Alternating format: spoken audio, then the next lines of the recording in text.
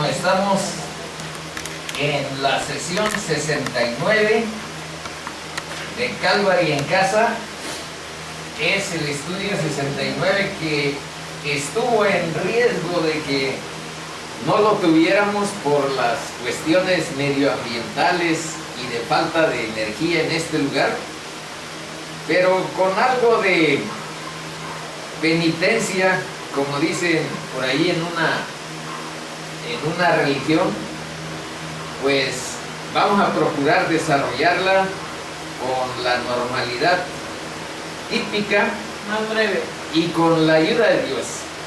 Ojalá y podamos hacerla lo mejor posible. Si se sienten muy acalorados, pues ahí me dicen. si abrimos la puerta, Sí, ábrela. Sí, pero vas a ver. No, sí veo. Sí, alcanzo a ver bien. Sí, Luz y hay que ventilación. abrir.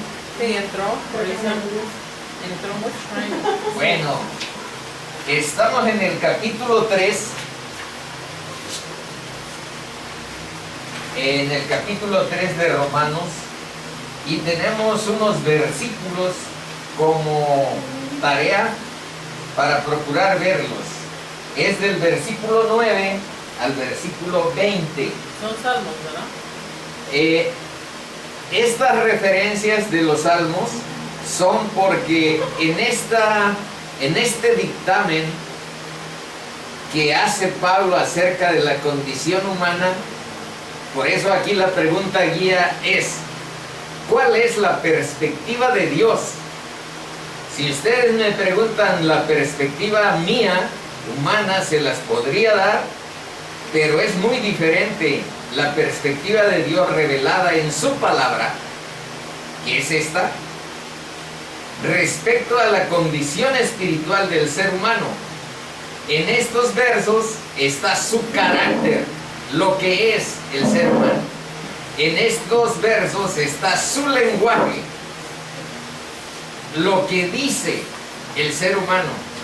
Y en estos está su conducta, lo que hace. Es un retrato de lo que dice Dios acerca de nuestra condición espiritual, que no es muy halagüeña, y que es la que vamos a analizar. Los últimos versos son una especie de conclusiones. Y estas referencias son porque aquí Pablo dice como está escrito, para dar, digamos que ese dictamen, ese veredicto acerca de esta condición, tiene que acudir a la escritura. Por eso dice el 10, como está escrito. Y estas son las referencias de donde Pablo sacó lo que aquí dice. Del Salmo 14, 1, 3, más adelante por ahí aparece. Del Salmo 5, estos versículos, del Salmo 140, de Isaías 59, etc. Dice entonces, vamos a leer los versículos. ¿Qué pues? Pero miren, antes de estos versos que corresponden al capítulo 3, en el capítulo 2 vimos lo que dice Pablo acerca de los judíos y de los morales, que se consideran buenos y que no se arrepienten porque dicen, yo soy justo delante de Dios. Pero también en el capítulo 1, desde el versículo 18 hasta el 29, vimos la condición de los gentiles que menosprecian la palabra de Dios, que viven de espaldas a sus mandamientos y que pues tienen una serie de desviaciones, extravíos, perdición, viven en perdición. Bueno, entonces están los gentiles, están los moralistas, están los religiosos, están los judíos, y ahora la pregunta es, ¿y los cristianos? ¿Qué pues? ¿Somos mejores que ellos? Y vean cuál es la respuesta bíblica. En ninguna manera.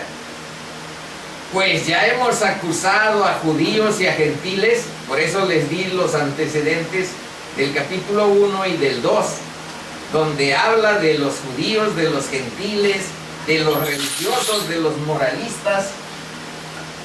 Y esta es la primera conclusión, que todos están bajo pecado. Entonces, aquí yo he dado un testimonio referente a mi madre, de la cual tanto Sara como yo tenemos el más alto valor de su moralidad, de su religiosidad. Y si nos preguntaran cuáles son nuestros estándares, pues tanto Sara como yo diríamos que son los estándares más altos que conocemos en cuanto a moralidad, en cuanto a religiosidad. Y eso lo defenderíamos con mucha resolución, con mucho ánimo, con mucho coraje, porque tenemos convicción de que así es.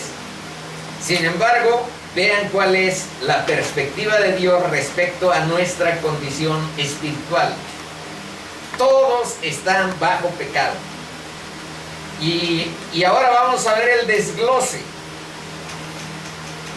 Pero, bueno, primero los leo porque ya quiero ver esto de qué significa están bajo pecado. Esta va a ser, digamos que la primera parte del análisis. Luego, como está escrito, ¿por qué tenemos que asumir solo la escritura como nuestra autoridad? Y no lo que diga A o lo que diga B, independientes de la escritura, sino asumirla como la autoridad que es. Entonces, primero voy a leer. Dice, como está escrito, no hay justo ni aun uno. No hay quien entienda. No hay quien busque a Dios. Todos se desviaron, a una se hicieron inútiles. No hay quien haga lo bueno. No hay ni siquiera uno. Sepulcro abierto es su garganta, en su lengua engañan. Con su lengua engañan. Veneno de áspides hay debajo de sus labios. Este es su lenguaje. Su boca está llena de maldición y de amargura. Esta es su conducta. Sus pies se apresuran para derramar sangre. Quebranto y desventura hay en sus caminos, y no conocieron camino de paz. No hay temor de Dios delante de sus ojos. Y estas son las conclusiones de este veredicto.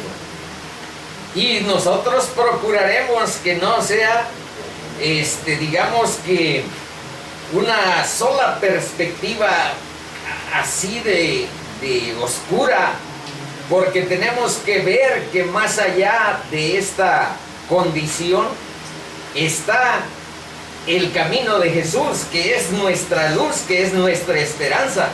Pero para llegar a clarificar el valor de esa luz, hay que ver, tal y como aquí la palabra asienta, que la perspectiva de Dios sobre la condición humana. ¿Cuáles son las conclusiones? 19. Pero sabemos que todo lo que la ley dice, lo dice a los que están bajo la ley. Y por si acaso levantamos nuestra voz al estilo de la CETEC para decir protesto porque hablan tan mal de la condición humana, no hay justo ni a un uno. Yo conozco a muchas personas muy buenas, muy justas. Nosotros mismos podemos dar testimonio de Lulú. Hay entendidos de no sé qué. Bueno, vean, atendiendo a esa posible oposición, vean lo que dice Pablo: para que toda boca se cierre y todo el mundo quede bajo el juicio de Dios. Y el remache: ya que por las obras de la ley ningún ser humano será justificado delante de él, porque por medio de la ley nos viene el conocimiento del pecado. Es el conocimiento del pecado. Bueno, entonces estos versos tienen estas características, pero procuraremos no llevarlos solo a una zona de sombra, de oscuridad, y que nos produzca cierto desaliento, cierto desencanto, sino tratar de visualizar que ese fondo negro es el que permite el contraste con la luminosidad del camino que Jesús nos enseña. Es el contraste, pero es el fondo oscuro, es el fondo vacío, el que aquí está mencionado. Ahora vamos viendo algún mediano análisis. Dice,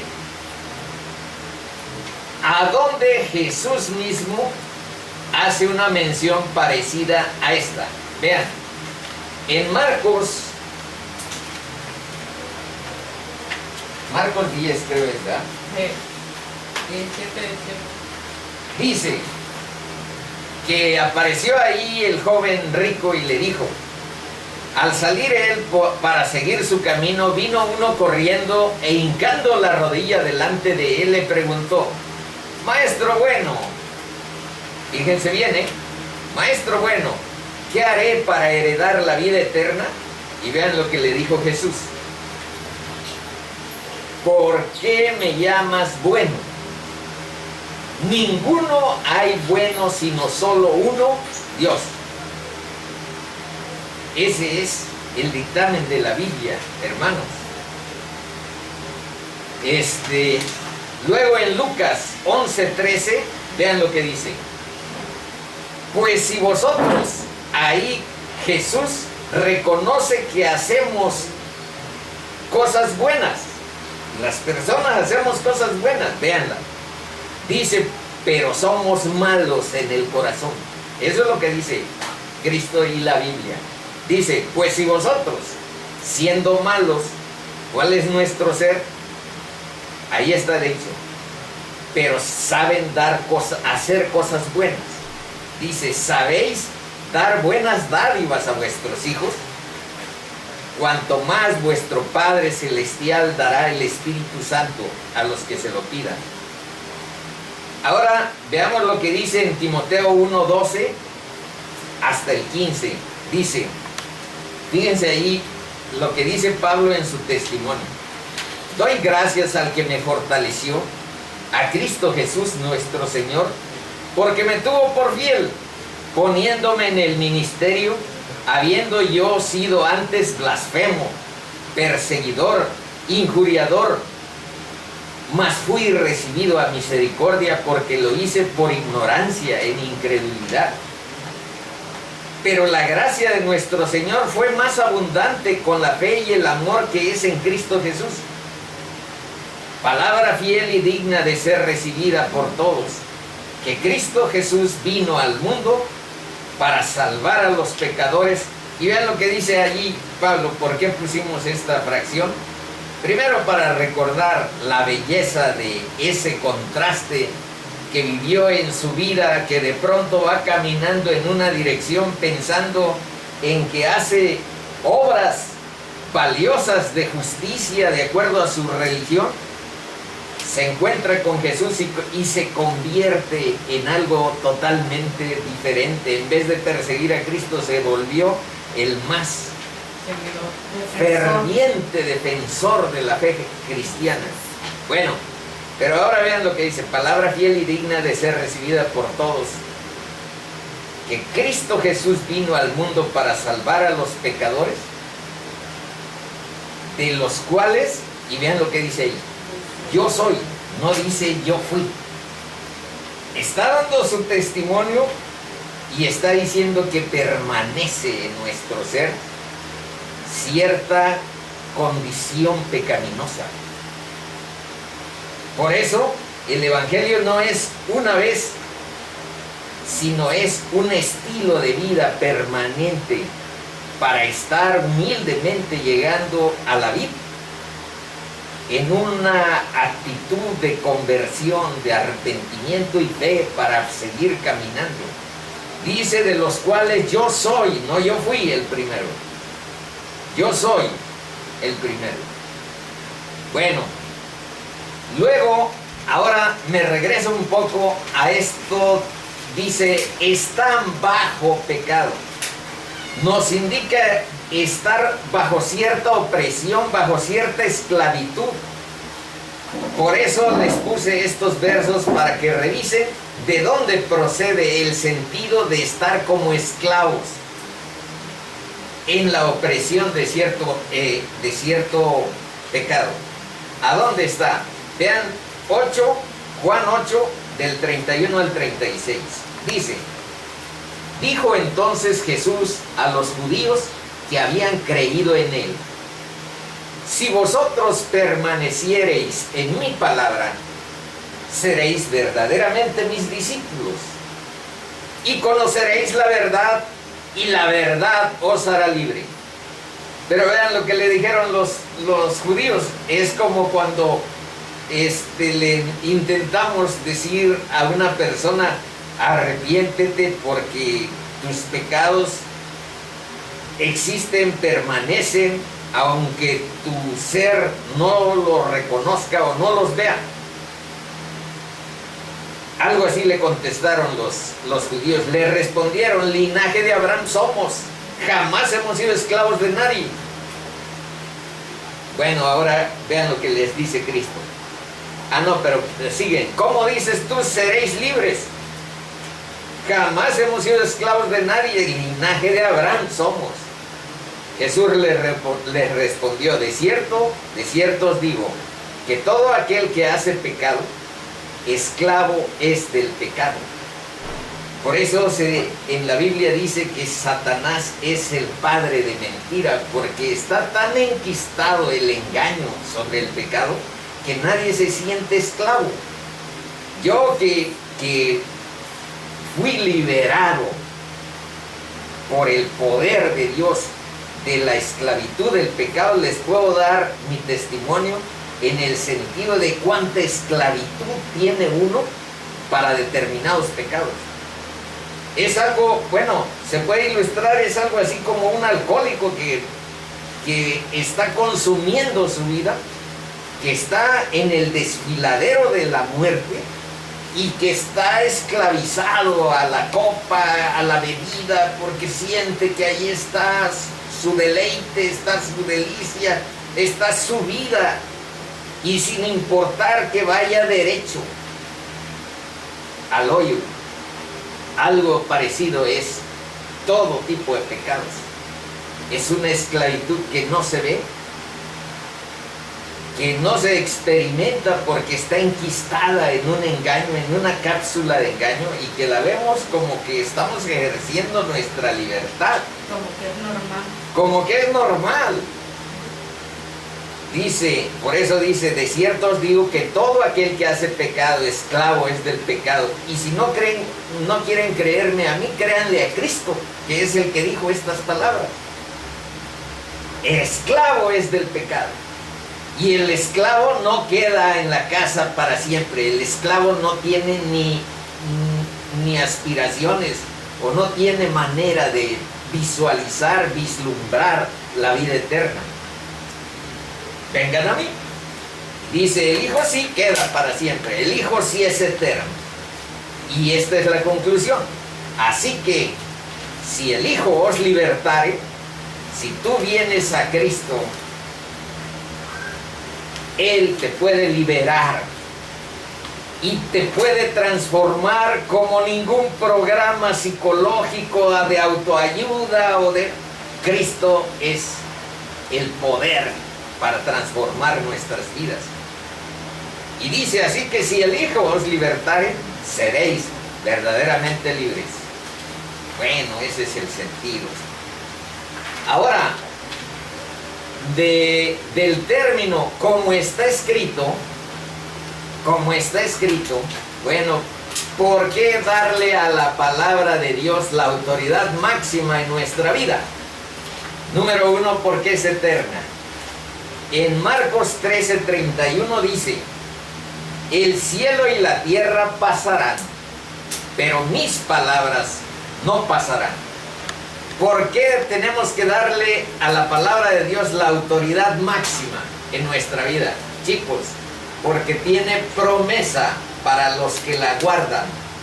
¿Qué es lo que promete Dios a los que guardan su palabra como autoridad máxima en su vida?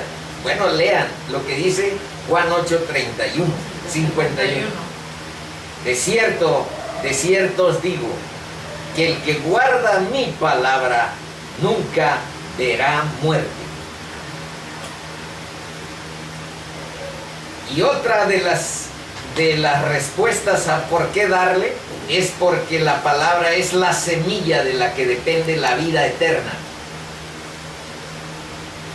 Donde dice, primero vamos a ver esta como introducción y luego recordar un poco la parábola del sembrador. Bueno, Juan 6:63 dice, el Espíritu es el que da vida.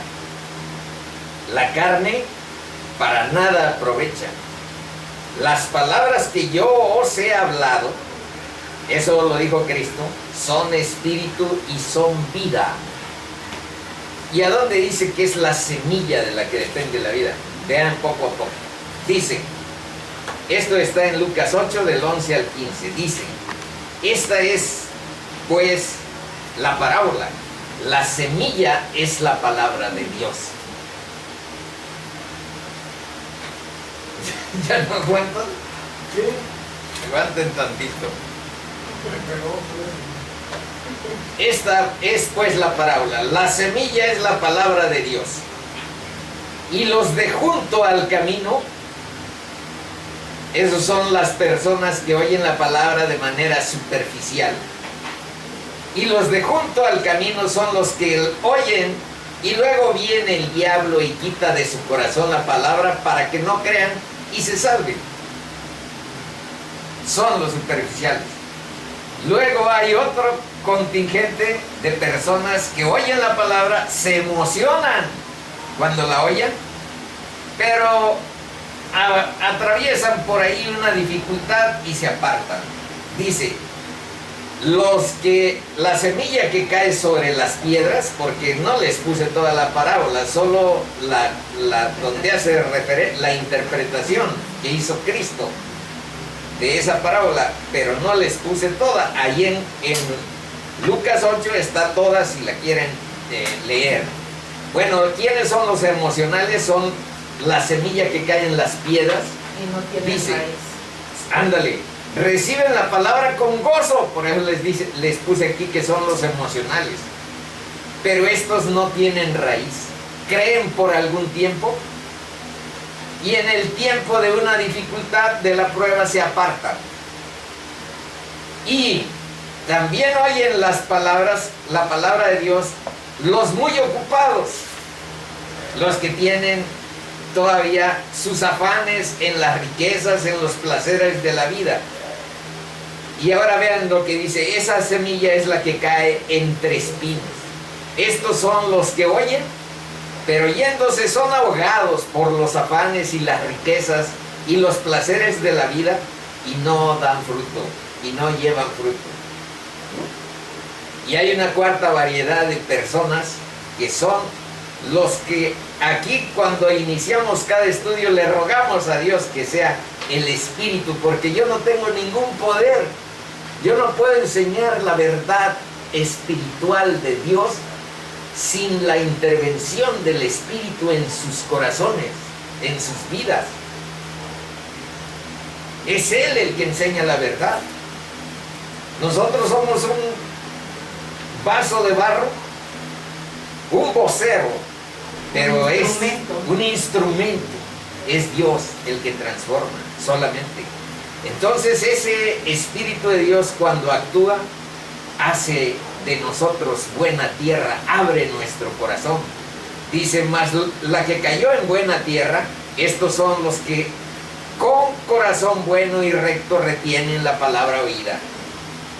Y pasa lo que dice en Hebreos, no, en Romanos 10 dice que la fe es por el oír y el oír por la palabra de Dios. Sale fe en nuestro corazón, fe de arrepentimiento, fe de salvación, y hay magia.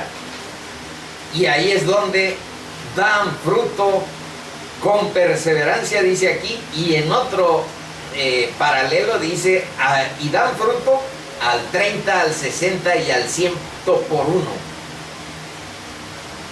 Bueno, esa es la razón por la cual hay que darle, o estas son algunas razones, a la palabra de Dios la autoridad máxima en nuestra vida. Bueno, Seguimos, el veredicto divino según los estándares de Dios. Ya aclaré que si vemos los estándares a partir de nosotros, yo sería el primero en decir que hay personas que tienen una gran filantropía, pero no conozco el corazón. Pues ustedes ven que hasta el Teletón es una acción aparentemente noble, moral. Construyen para gente que tiene minusvalías, grandes edificios, grandes atenciones médicas, pero no sabemos el corazón de los organizadores del Teletón. Y yo he visto en todas las ciudades y en todos los países hay organizaciones filantrópicas que llevan a África, llevan a Asia, pueblos desvalidos que no tienen recursos, van a la Sierra de Guerrero y llevan víveres, llevan zapatos, llevan ropa, pero no conozco el corazón de esos filantrópicos. Y yo he visto a la persona que mencioné antes, que es nuestra madre, pero vean qué dice aquí Romanos 3:23. Porque no hay diferencia, por cuanto todos pecaron y están destituidos de la gloria de Dios. Y en Salmo 14:1-3 es de donde aparece, póngase donde le llegue algo de, porque estamos en condiciones para penitencia. Rumoroso. De plano, algo pasó así, pero pues ya pagamos, mana. Por eso no nos aparta de la palabra. Dice el necio en su corazón, de aquí es de donde sacó Pablo lo que estamos analizando. De Salmo 14:1-3, vean lo que dice. Dice el necio en su corazón, no hay Dios. Se han corrompido, Yahvé miró desde los cielos. Vean, esto a mí me impresiona. Dice, Dios miró desde los cielos hasta allá abajo sobre los hijos de los hombres para ver si había algún entendido que buscara a Dios. ¿Y qué es lo que vio? Esto. Todos se desviaron, aún se han corrompido, no hay quien haga lo bueno, no hay ni siquiera uno. Entonces, podemos testimoniar que nuestro entendimiento es que somos buenos para aprender fórmulas estadísticas. Yo aprendí la T de Student, aprendí fórmulas matemáticas impresionantes, abstractas, las apliqué a una serie, pero pues no es cuestión de lo que yo estoy diciendo de mí, estoy hablando en general, que la gente tiene capacidad para razonar matemáticamente, tiene capacidad para detectar categorías sociológicas de los fenómenos que nos rodean, o problemas psicológicos, causas, efectos, etcétera, etiologías de enfermedades como hacen los médicos. Pero ¿saben qué? Hay ignorancia espiritual y una falla en la justicia del corazón humano. El hombre sin regenerar, que no ha nacido de nuevo, no puede entender las cosas de Dios. Y ahí en Mateo 13, vean lo que dice. Porque el corazón de este pueblo se ha engrosado, y con los oídos oyen pesadamente, y han cerrado sus ojos, para que no vean con los ojos y oigan con los oídos, y con el corazón entiendan, y se conviertan, y yo los sane. Este corazón se ha engrosado, sus oídos oyen pesadamente, han cerrado los ojos, no ven, no oyen, y su corazón no entiende. Pues así no hay conversión, no hay sanidad. Pero bienaventurados, les dice a quienes sí lo van siguiendo, vuestros ojos porque ven y vuestros oídos porque oyen.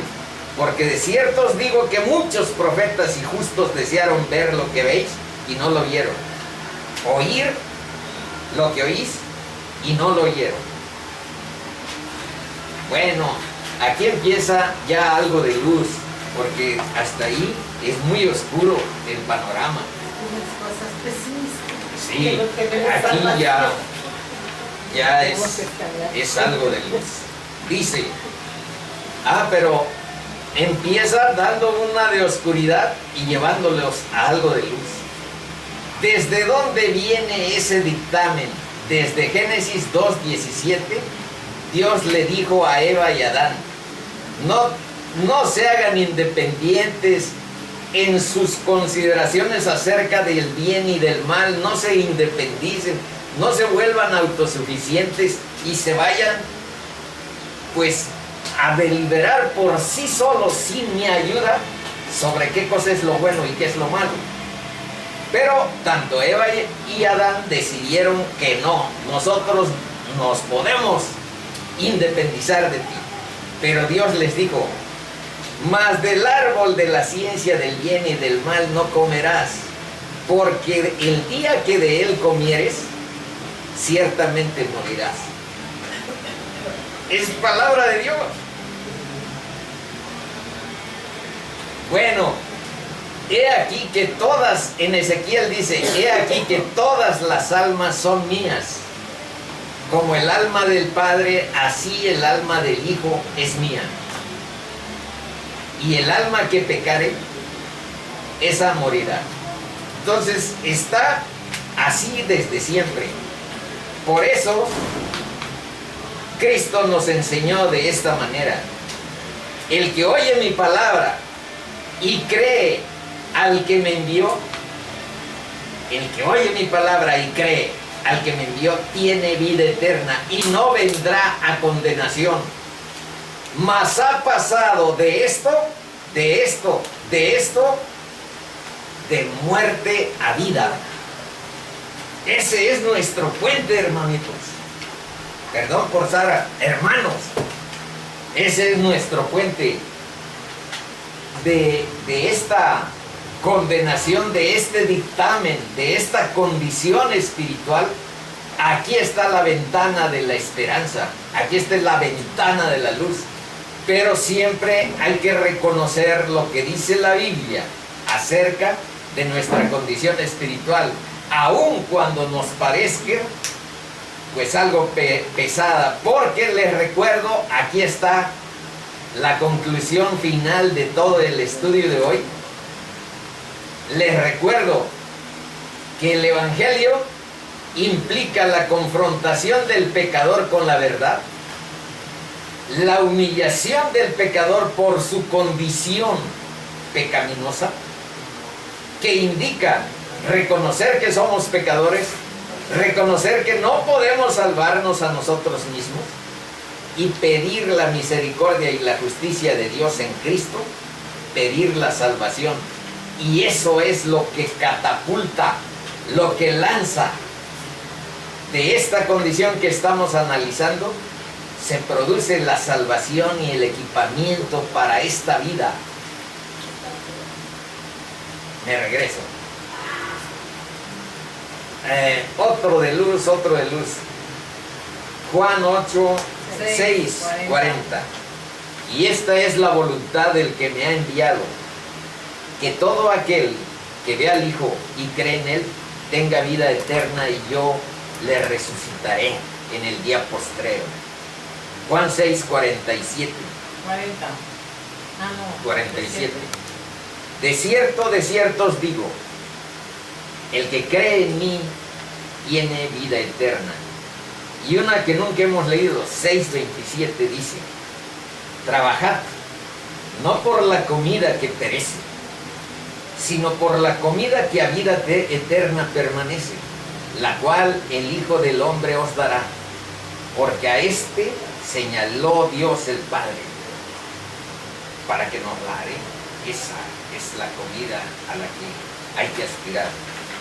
Luego, rápido análisis sobre el lenguaje.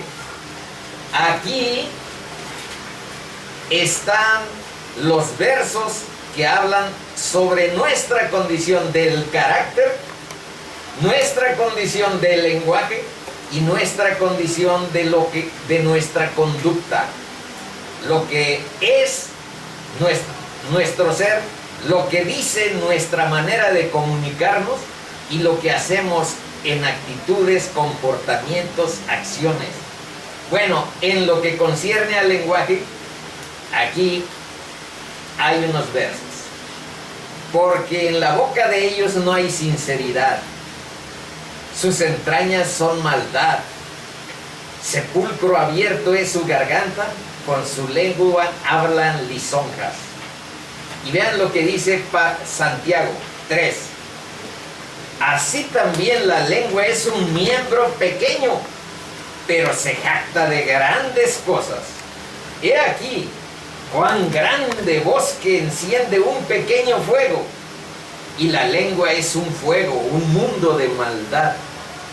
La lengua está puesta entre nuestros miembros y contamina todo el cuerpo e inflama la rueda de la creación. Y ella misma es inflamada. Vean de dónde viene la maldad de la lengua. Es inflamada por el infierno.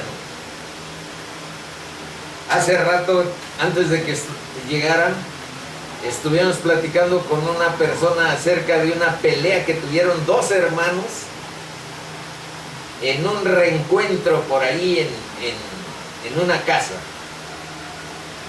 Esa lengua que dice una serie de cuestiones anímicas que proyectan coraje, resentimiento, es la que aquí está analizada. Porque toda naturaleza de bestias y de aves y de serpientes y de seres del mal se doma y ha sido domada del mar. Se doma y ha sido domada por la naturaleza humana, pero ningún hombre puede domar la lengua.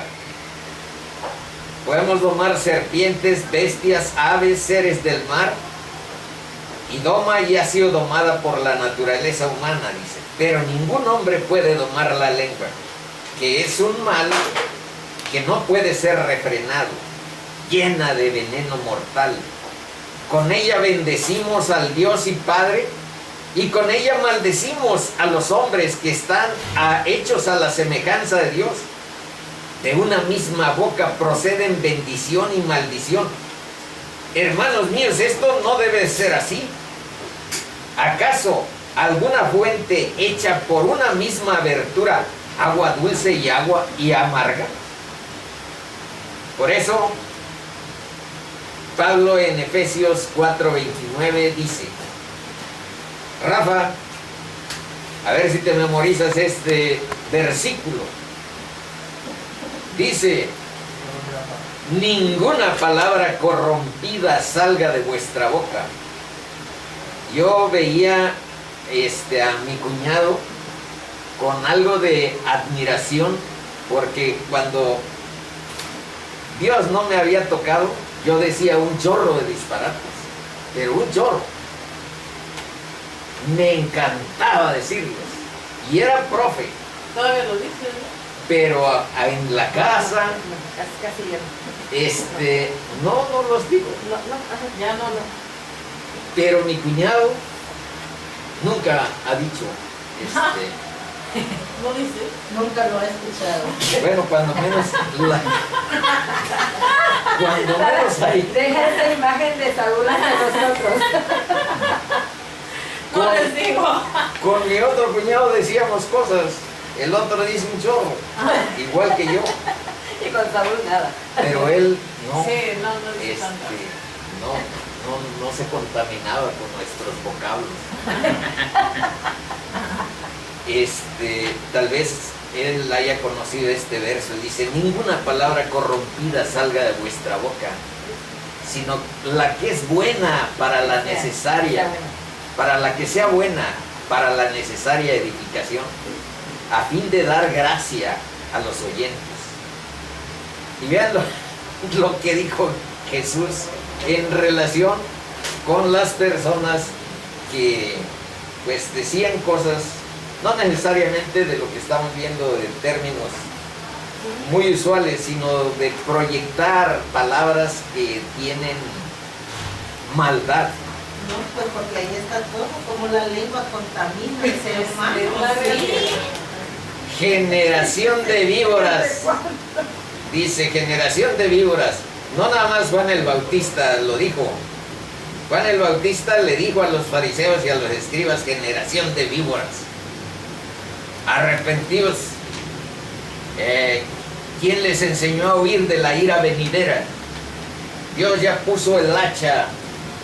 Y no se pongan de pretextos que son hijos de Abraham, porque Dios puede hacer hijos de Abraham de las piedras. Generación de víboras.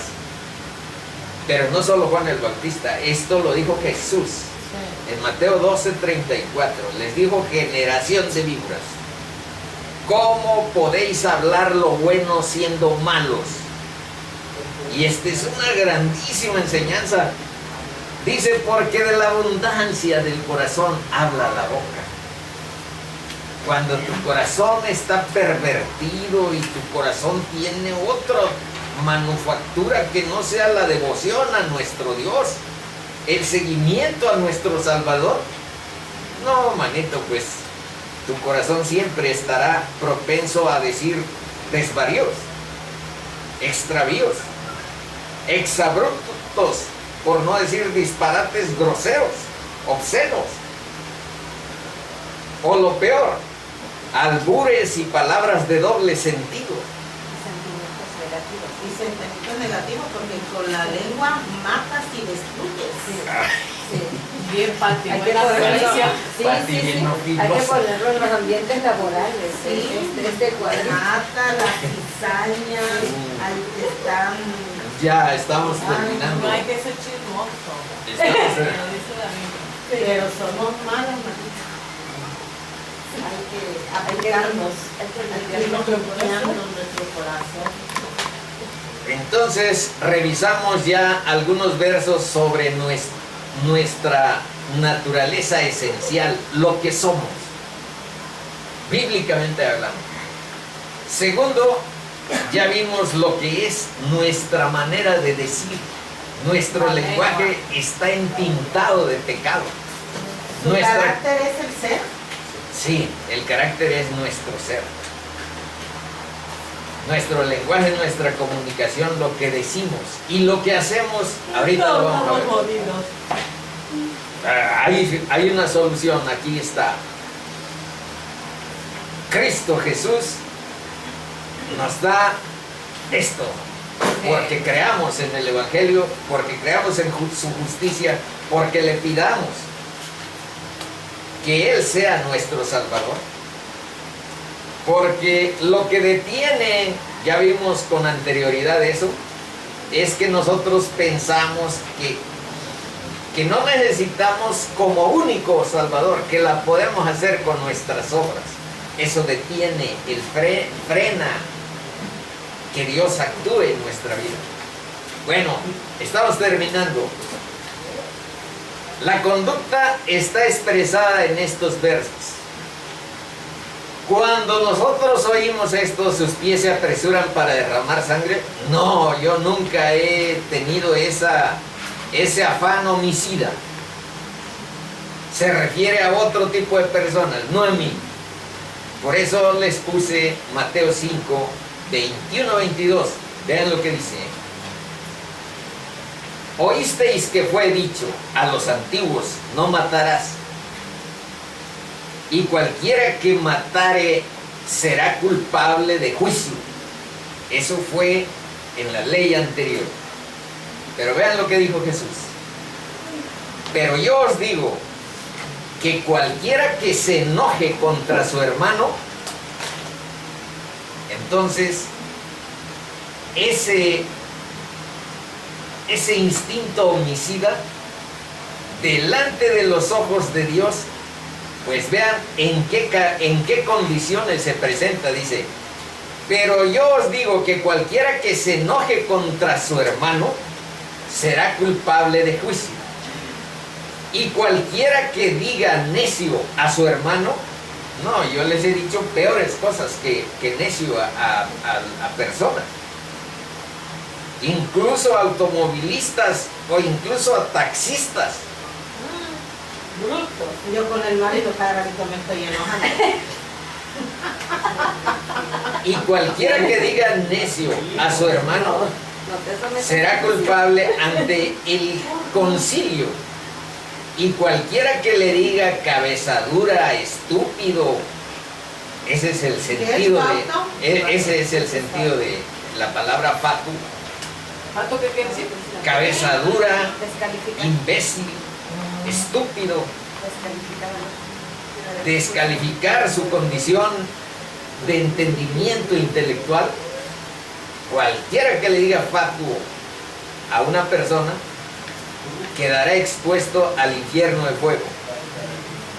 Entonces, no es otra propensión, otra pretensión, sino que calibremos la condición espiritual del ser humano conforme a la Escritura. Luego, en Santiago 1, 19, 21 dice: por esto, mis amados hermanos, todo hombre sea pronto para oír. Vean lo que dice Santiago, seamos prontos para oír, tardo para hablar,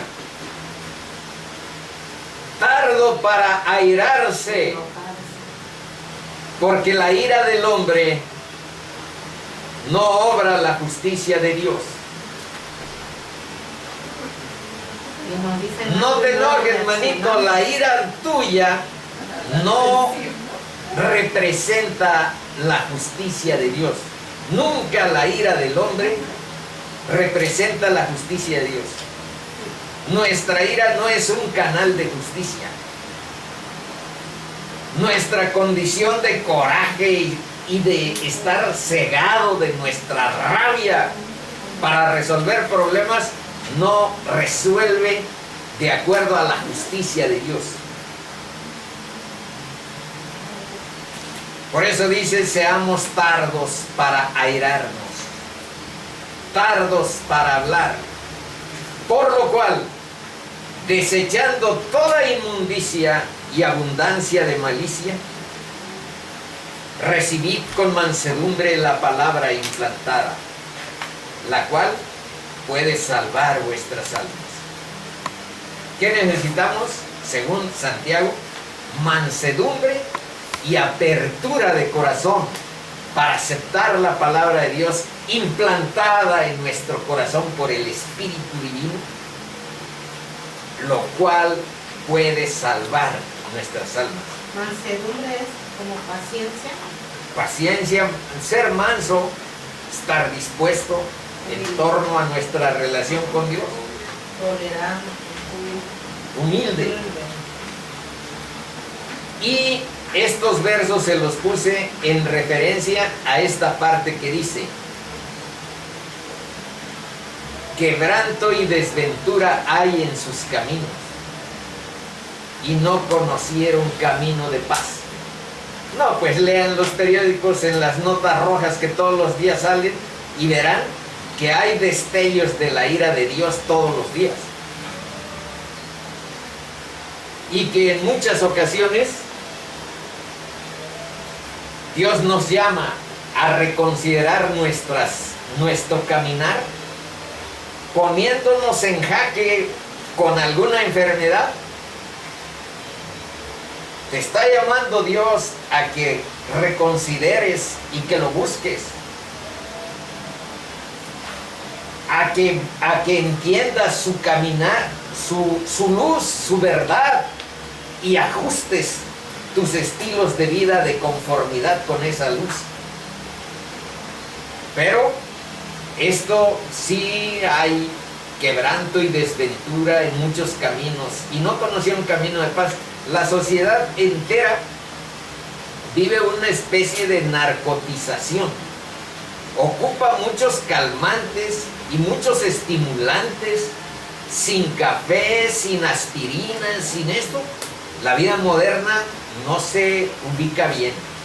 Entonces vivimos en una sociedad algo narcotizada, algo, Pastillas para dormir. los psicólogos le llaman el bienestar empastillado. Muchas pastillas para tener una pizca de bienestar, analgésicos, calmantes, para dormir, etc. No conocieron camino de paz. Quebranto y desventura hay en sus caminos. ¿Por qué? No hay temor de Dios delante de sus ojos. Y esto, yo creo que esto es lo que aquí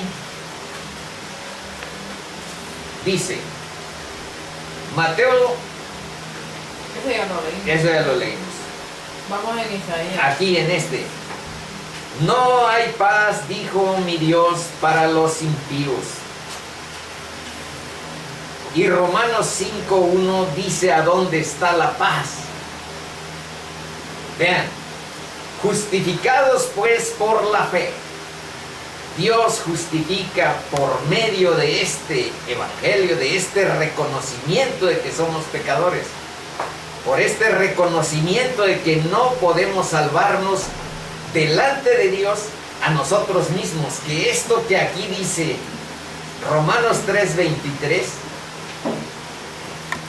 todos pecaron y están destituidos de la gloria, es lo que la palabra asienta como veredicto de lo que Dios percibe de nuestra condición. Y justamente justificados por la fe es cuando tenemos reconciliación con Dios, tenemos paz para con Dios por medio de nuestro Señor Jesucristo. Último,